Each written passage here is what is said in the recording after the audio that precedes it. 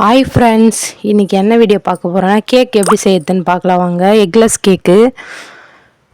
நம்ம முட்டை எல்லாமே கேக் வந்து வீட்டிலே ரெடி பண்ணலாம். அது எப்படின்னு பார்க்கலாம் வாங்க.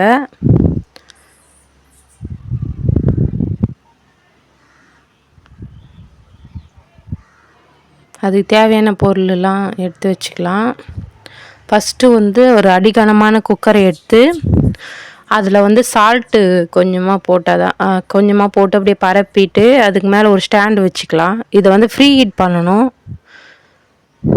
அது எப்படின்னா அப்படியே வந்து கொஞ்ச நேரம் சிம்மிலே வச்சு மூடி வச்சிடலாம். அதுங்காட்டி நம்ம ஃபஸ்ட்டு வந்து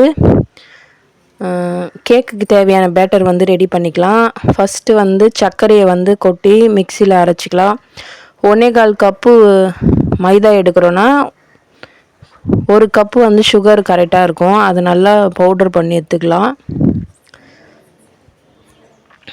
அப்புறம் நம்ம எடுத்து வச்சுருக்கோம்ல 1.25 கப்பு மைதா, நம்ம எந்த கப்பில் அளக்குறோமோ அதே கப்பில் தான் எல்லா மெஷர்மெண்ட்டும் பண்ணணும். 1.25 கப்பு வந்து மைதா வந்து ஜல்லடையில் போட்டு ஜலிச்சிக்கிறதுக்கு போட்டுக்கலாம். அதிலே பேக்கிங் பவுடர் கடையில் விற்கும், அதை வாங்கிக்கோங்க. அது 1 டேபிள் ஸ்பூன் போட்டுக்கலாம். அதுக்கப்புறம் 1/4 ஸ்பூன் வந்து பேக்கிங் சோடா, நம்ம இட்லி மாவுக்குலாம் யூஸ் பண்ணுவோம்ல அந்த பேக்கிங் சோடா, கொஞ்சமாக உப்பு. அப்போ தான் நம்மளுக்கு டேஸ்ட்டு நல்லாயிருக்கும். அதுக்காக கொஞ்சம் உப்பு 3த்தையும் போட்டு ஜலிச்சு எடுத்து வச்சுக்கலாம். அதுக்கப்புறம் அது கலக்கிறதுக்கு தேவையானது ஃபஸ்ட்டு வந்து நம்ம மிக்சியில் அரைச்சோம்ல அந்த சுகரை வந்து பவுட்ரு பண்ணது வந்து கொட்டிக்கலாம். 1 கப்பு சுகரு, 100 ml பால் வாங்கி ஊற்றி கலக்கிக்கலாம். எந்த பால் உங்களுக்கு இருக்கோ, மாட்டுப்பாலோ இல்லைன்னா பாக்கெட் பால் எது வேணாலும் யூஸ் பண்ணிக்கலாம். அதை ஊற்றி நல்லா கலக்கிட்ட பிறகு கொஞ்சமாக தயிர் 1/4 கப்பு, நம்ம எந்த கப்பில் வந்து மாவு அளந்தோமோ அதே கப்பில் 1/4 கப்பு தயிர், புளிக்காத தயிர் எடுத்துக்கணும். புளிப்பு இருந்தால் நல்லா இருக்காது. அதுக்கப்புறம் வெண்ணிலா எசன்ஸ் வந்து ஒரு ஸ்பூன் ஊற்றிக்கலாம். அதையும் ஊற்றி அதிலே கலக்கிக்கலாம். நல்லா இந்த மாதிரி நல்லா பீட்டர் வச்சு கலக்கிக்கலாம். இல்லைனா ஸ்பூன் இருந்தால் கூட அதில் வச்சு கலக்கிக்கலாம். இந்த மாதிரி பால் பவுடர் கடையில் விற்கும், 5 ரூபா பாக்கெட் தான் இது. 3 பாக்கெட் போட்டிருக்கேன். போட்டோம்னா கொஞ்சம் ரிச் டேஸ்ட் கிடைக்கும் நம்மளுக்கு. நம்ம வெறும்னா எக்லெஸ் கேக்கு சாப்பிடும்போது நல்லா டேஸ்ட்டாக இருக்கும். அதுக்காக இந்த பால் பவுடர் போட்டுக்கலாம். இருந்தால் போட்டுக்கோங்க, இல்லைனாலும் விட்டுடலாம். அதுக்கப்புறம் நம்ம ஜலிச்சு வச்சுருக்க மாவு வந்து இதில் கொஞ்சம் கொஞ்சமாக போட்டு கலக்கிக்கலாம். இல்லைனா கட்டியாக ஆகிடும். அதனால் கொஞ்சம் கொஞ்சமாக இந்த மாதிரி பீட் பண்ணி இதில் போட்டுக்கலாம். நல்லா மிக்ஸ் பண்ணிட்ட பிறகு கொஞ்சமாக கட்டியாக இருந்ததுன்னா, ரொம்ப கட்டியாக கொஞ்சம் தண்ணி கூட ஊற்றிக்கலாம். தண்ணி கொஞ்சமாக ஊற்றி மிக்ஸ் பண்ணிக்கலாம். ரொம்ப வந்து கட்டியாக இருக்கக்கூடாது. நம்ம இட்லி மாவு எந்த பதத்துக்கு நம்ம ஊற்றுவோமோ, இட்லி மாவு ஊற்றுற அதே பக்குவத்துக்கு வந்து இதை கலக்கிக்கணும். நல்லா மிக்ஸ் பண்ணிக்கலாம். அதுக்கப்புறம் லாஸ்ட்டாக வந்து 1/4 கப்பு வந்து சன்ஃப்ளவர் ஆயில், இந்த மாதிரி வாசனை இல்லாத எந்த ஆயில் வேணாலும் யூஸ் பண்ணிக்கலாம். அதுக்கப்புறம் கொஞ்சமாக வந்து நெய் வாசனைக்காக அதையும் போட்டு மிக்ஸ் பண்ணி, ட்ரை ஃப்ரூட்ஸ் வந்து கட் பண்ணி வச்சுருக்கேன். இருந்தால் போட்டுக்கலாம், இல்லைனாலும் அப்படியே கூட விட்டுடலாம். இந்த மாதிரி நல்லா மிக்ஸ் பண்ணிவிட்டு அகலமான பாத்திரத்தில் வந்து நெய் தடவி அதில் வந்து கொஞ்சமாக கோதுமை மாவோ இல்லை மைதா மாவோ எது இருக்குதோ அது போட்டுக்கலாம். நம்ம இப்போ மைதா மாவு யூஸ் பண்ணதில் அதே போட்டிருக்கோம். அதே போட்டு நல்லா இது பண்ணி எல்லா பக்கமும் ஒரே ஈவனாக ஸ்ப்ரெட் பண்ணி விட்டுடலாம். இந்த மாதிரி பண்ணும்போது நம்ம கேக் மாவு இதில் ஊற்றும் போது ஒட்டாமல் வரும். அதுக்காக தான் இந்த மாதிரி பண்ணிவிட்டு அதுக்கப்புறம் நம்ம கலக்கி வச்சுருந்த மாவை வந்து அதில் ஊற்றிக்கலாம். இந்த மாதிரி விடணும். நம்ம ஊற்றுறப்போ இந்த மாதிரி இந்த அளவுக்கு வந்து பதம் உங்களுக்கு கரெக்டாக இருந்தால் தான் சாஃப்டாகவும் வரும், உப்பி நல்லா சூப்பராக வரும். அப்போ வந்து இந்த மாதிரி ஊற்றிட்ட பிறகு இப்படி தட்டிக்கணும். ஏன்னா ஏர் பபிள்ஸ் இருந்தால் ரிலீஸ் ஆகிடும், இல்லைனா பொங்கி ஊற்றிடும் நம்ம வைக்கிற பாத்திரத்துலேயே. அதனால் இந்த மாதிரி தட்டிட்டு பார்த்து பக்குவமாக வச்சுக்கணும். ஏன்னா ஹீட்டாக இருக்கும், நம்ம ஃப்ரீ ஹீட் பண்ணி வச்சுருக்கிறதுனால நல்ல ஹீட்டாக இருக்கும். அப்போ வந்து கேஸ் கட்ரு அதுக்கப்புறம் வந்து விசில் எல்லாத்தையும் ரிமூவ் பண்ணிவிட்டு இந்த மாதிரி மூடி போட்டு மூடி ஒரு 45 மினிட்ஸ், எனக்கு வந்து ஒரு 60 நிமிஷம் ஆச்சுங்க. இந்த மாதிரி சிம்லேயே வச்சிடணும் நம்ம மூடி. அதுக்கப்புறம் நம்ம இதுக்கு தேவையான நம்ம கேக்கில் அப்ளை பண்ணுறதுக்கு க்ரீம் ரெடி பண்ணிக்கலாம். அது என்னென்னா, நான் 50 கிராம் பட்டரை வந்து இந்த மாதிரி நல்லா பீட் பண்ணிட்டேன். பீட் பண்ணிவிட்டு சுகரை வந்து பவுட்ரு பண்ணி வச்சுருக்கேன். அது இல்லை இப்போ வந்து வெண்ணிலா எசன்ஸ் ஒரு ஸ்பூன் ஊற்றிக்கலாம். அது ஊற்றினா தான் கொஞ்சம் வாசனையாக இருக்கும். அதுக்காக இப்போ சுகர் பவுட்ரு பண்ணி வச்சுருக்கேன். இப்போது 50 கிராம் பட்டர்னால் 50 கிராம் வந்து சர்க்கரை வந்து பவுட்ரு பண்ணி வச்சுக்கணும். பவுட்ரு பண்ணிவிட்டு இதில் போட்டு நல்லா பீட் பண்ணிக்கணும். இந்த மாதிரி நல்லா பீட் பண்ணிக்கினே இருந்தால் நல்லா க்ரீமி பதத்துக்கு வரும்.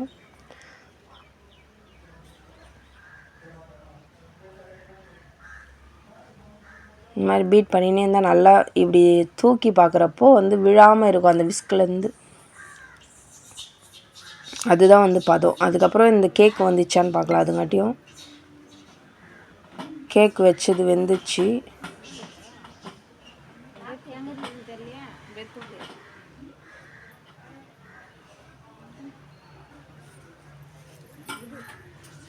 எப்படி வெந்ததுன்னு பார்க்கணுன்னா குச்சி விட்டு பார்த்தா அதில் வந்து ஒட்டாமல் வரும்.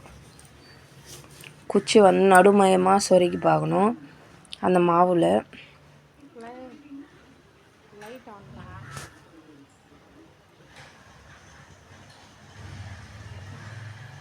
பாருங்கள் ஒட்டாமல் வந்துச்சு. இப்போ வந்து இதை வந்து வெளியே எடுத்துக்கலாம். துணி வச்சு எடுத்துக்கலாம்.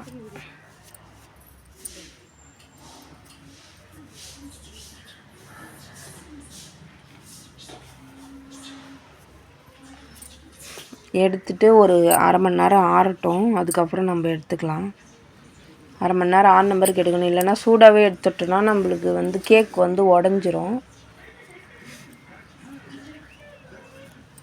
நல்லா ஓரத்துலலாம் கத்தி வச்சு எடுத்து விட்டுக்கலாம். எடுத்து விட்டுட்டு தட்டு அப்படியே கவுத்து போட்டு தட்டணும் ஒரு தட்டில்.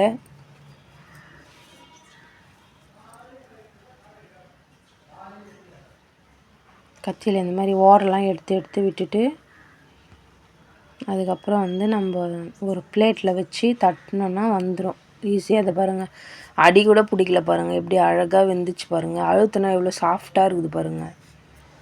நல்லா பஞ்சு மாதிரி வந்துச்சு பாருங்கள். நம்ம முட்டையே யூஸ் பண்ணலை, அழகாக எக்லெஸ் கேக்லேயே இவ்வளோ ஸ்பாஞ்சு மாதிரி வந்துச்சு பாருங்கள். நான் சொன்ன மெத்தட்லேயே நீங்கள் ட்ரை பண்ணி பாருங்கள், சூப்பராக வரும். நல்லா சாஃப்டாகவும் இருக்கும். நம்ம வந்து வீட்டில் செஞ்சோன்னா யாருமே நம்ப மாட்டாங்க, அந்தளவுக்கு சாஃப்டாக இருக்குது பாருங்கள்.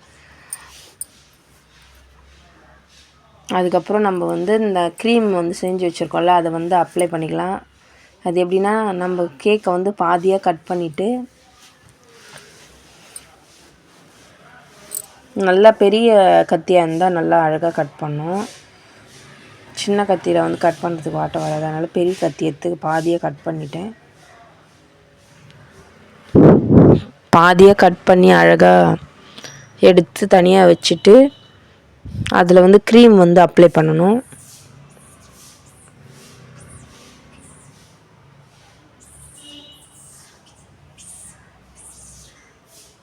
இந்த பாருங்கள் எவ்வளோ சூப்பராக இருக்குது பாருங்கள். ஹோல்ஸும் எவ்வளோ ஹோல்ஸாக அழகாக இருக்குது பாருங்கள். நம்ம கடையில் வாங்குகிற கேக் மாதிரியே இருக்குது பாருங்கள்.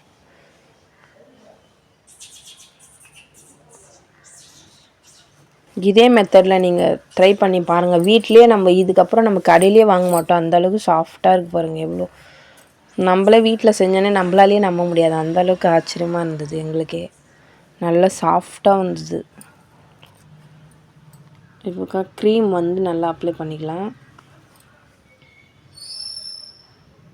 இந்த மாதிரி பாதியாக கட் பண்ணிவிட்டு அப்ளை பண்ணும்போது நம்மளுக்கு டேஸ்ட்டாக இருக்கும். இன்னும் கொஞ்சம் சாதாவாகவே சாப்பிட்லாம். என் பசங்க வந்து இந்த மாதிரி க்ரீம் தடவி கொடுத்தோன்னா நல்லா சாப்பிடுவாங்க. அதனால் நான் க்ரீம் யூஸ் பண்ணுறேன். நீங்கள் க்ரீம் இல்லாமையே கூட அப்படியே கூட சாப்பிட்டுக்கலாம். ஏன்னா நம்ம அதில் ஃப்ரூட்ஸு நட்ஸ் எல்லாமே போட்டிருக்கோம். அப்படியேவும் கட் பண்ணி சாப்பிட்டுக்கலாம், அதுவும் டேஸ்ட்டாக தான் இருக்கும். இந்த மாதிரி சாப்பிடும்போது குழந்தைங்க நிறைய விரும்பி சாப்பிடுவாங்க. அதனால் இந்த மாதிரி நான் க்ரீம் தடவி போட்டிருக்கேன் உங்களுக்கு. நம்ம கடையில் வாங்குகிற கேக் மாதிரியே இருக்கும் அந்த மாதிரி க்ரீம் தடவி சாப்பிட்றப்போ. இந்த மாதிரி நல்லா ஈவனாக ஸ்ப்ரெட் பண்ணி விட்டுட்டு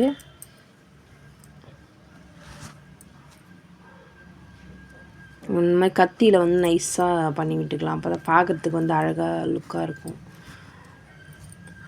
இது மாதிரி போட்டுட்டு டெக்கரேஷன் பண்ணுறதுக்கு வந்து நான் ₹1 ஜெல்லி கடையில் இருக்கும்ல அது வாங்கின்னு வந்து நான் செர்ரி பழம் மாதிரி வச்சுட்டேன். பார்க்கறதுக்கு அப்படியே கடையில் வாங்கின கேக் மாதிரியே இருக்கும். இந்த மாதிரி ரவுண்டாக ஈவனாக ஸ்ப்ரெட் பண்ணிவிட்டு அது ஒரு டிசைனுக்காக நான் ஸ்போர்க் வச்சு இந்த மாதிரி இழுத்து விட்டுட்டேன், பார்க்கறதுக்கு அழகாக இருக்குன்னு சொல்லிட்டு.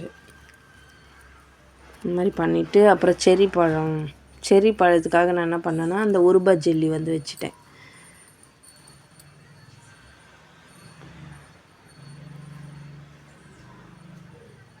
டெக்கரேஷனுக்காக.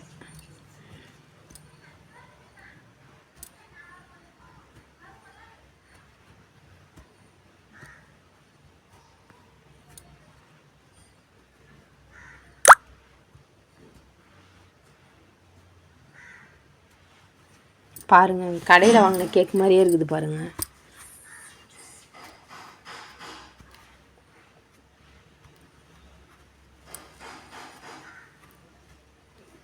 இப்போ வந்து கட் பண்ணிக்கலாம்.